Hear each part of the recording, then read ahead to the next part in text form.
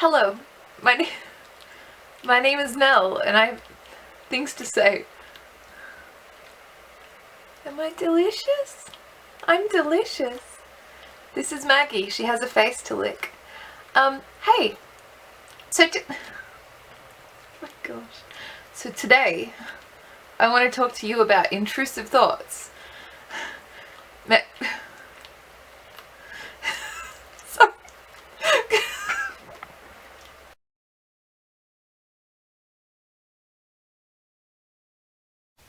Hello, my name is Nell, and I have things to say.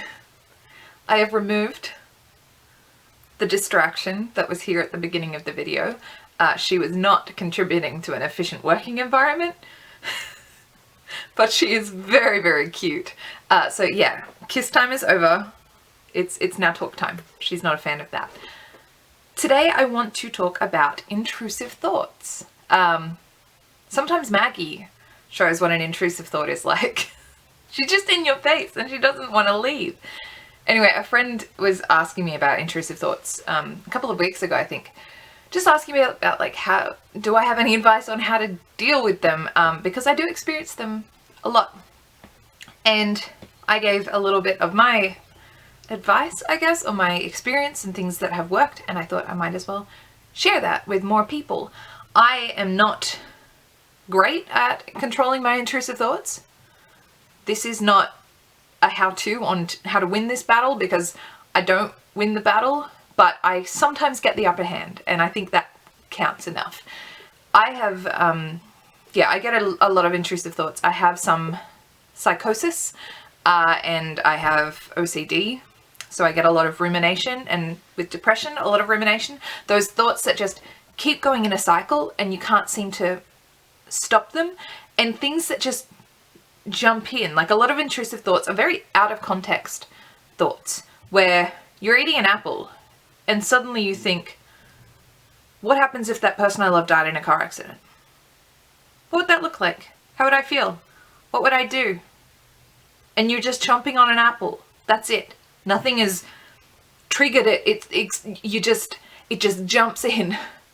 So one of the ways that I've been able to kind of battle intrusive thoughts is by getting bossy and by externalizing my thoughts. So intrusive thoughts have power because they are in the dark little corner recesses of your mind. They creep in quietly and they whisper around.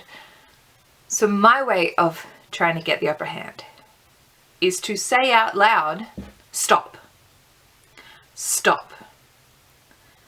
Because I found that once something comes out of my mouth, once a thought becomes speech, it has more power. Once you bring a thought into speech, it's in a land of light. It exists. Whereas when the thoughts remain thoughts, they can still be shrouded in darkness and they can still just whisper.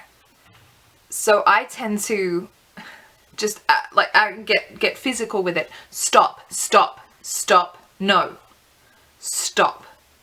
And if that intrusive thought keeps going, I will keep just saying, stop, stop, no, no, no, no, no. Just interrupt it. You know those really annoying people who just constantly interrupt you no matter how many times you're trying to explain something?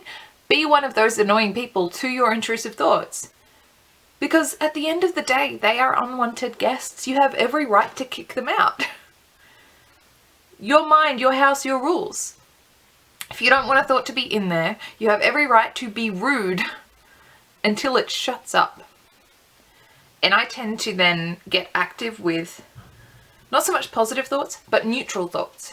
So if I'm getting an intrusive thought of violence or of trauma or of grief, I will say, no, I'm going to go get a sandwich.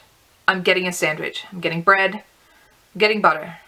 I'm getting ham. I vocalize my steps of doing something so that I then don't have room for that intrusive thoughts, because my brain is so busy making a sandwich that brains are wonderful. You can confuse them pretty easily. You can overwhelm them by just asking them to make a sandwich. And then they'll be like, wow, this is a big task. I don't have any juice to go to anything else. That's just something that I have done and that I do to try to, I guess, slow down the intrusive thoughts. I'm also medicated. Part of my antidepressant helps to control excessive rumination, which is those constant thoughts that cycle around and you can't get out of them. So if it's something where therapy techniques aren't fully getting under control, you might want to consider medication. And not every antidepressant provides that. That is something where if you're looking into medications and things like that you wanting to have an effect on intrusive thoughts, then try to look for something that targets rumination. But yeah, for me, treating my intrusive thoughts like naughty children that need to stop. No, stop, sit, stay. Naughty children, not dogs. I don't really know the difference. But get in its face and show it who's boss. It sounds really silly, but for me, it kind of works. It helps that I live alone and that I spend a lot of my time by myself, because then it's not weird for me to be going, stop. So if you're around other people, then that might be different. And because I can actively self-talk, because no one's going to think I'm weird for talking my way through a sandwich. But if it's something where you can redirect your thinking in a way that is so overt and takes up so much more of your mental energy that the thoughts then don't have the power to form, because you're not given any juice to those thoughts. So you're redirecting all the juice. Redirect your juice to get a control over your intrusive thoughts. Okay. I don't know how helpful this was. It made a lot more... My cat is my intrusive thought right now. I don't know if you can hear her, but she is crying because she's stuck inside.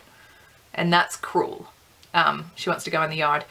Anyway, that's my little thing about intrusive thoughts. It sounded a lot more viable in my head, as many thoughts do. Now that it's out of my mouth, I don't know how much power it has. But anyway, I have to go. I have to let my cat out. Let's wait for her again. Will she do it again? Happy? Happy? Okay, that was all for now.